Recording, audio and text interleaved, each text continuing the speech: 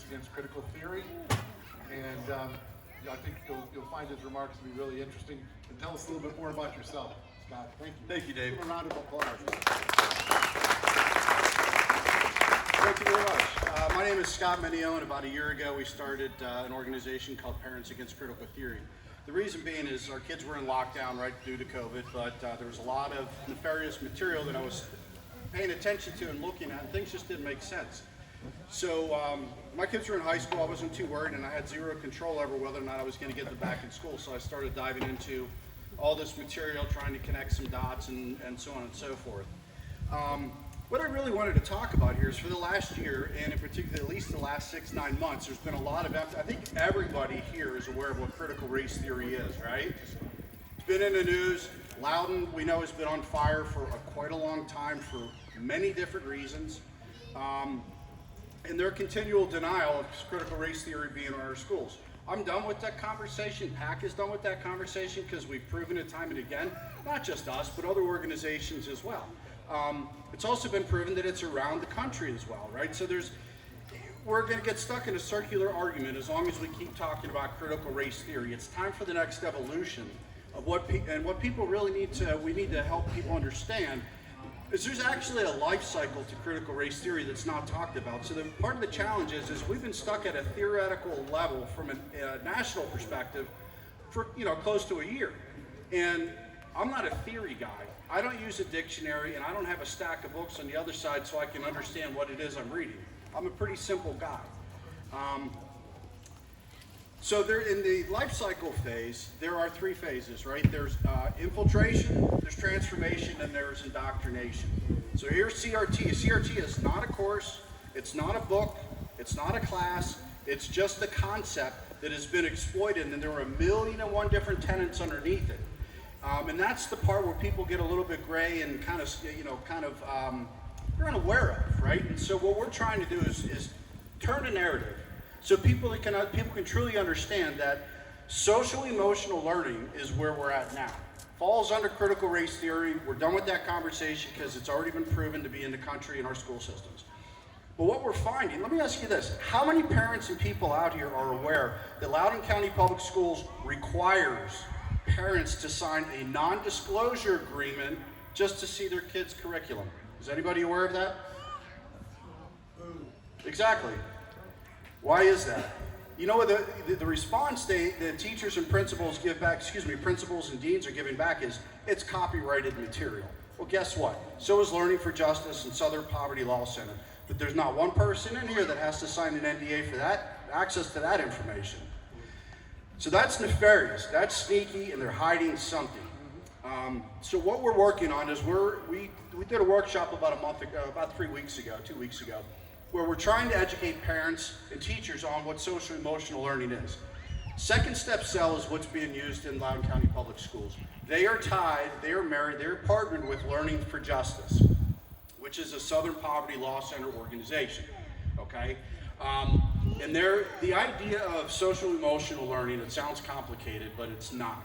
It basically is, and this is really the first year of the first strong push of this stuff. If you can imagine, if we don't disrupt and dismantle, to use their words, social emotional learning, we're going to have a kindergarten kid going into school this year. When they graduate in 2036 or 37, that will be the first kid or group of kids that will go through an entire indoctrination process from soup to nuts.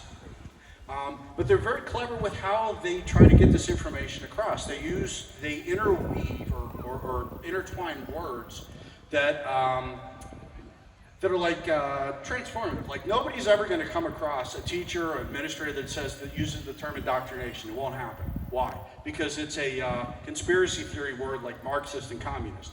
But they do use words like transformative, transform, transformation. They use group, grouping, groups. And why? Because they're trying to separate all of our kids into various groups.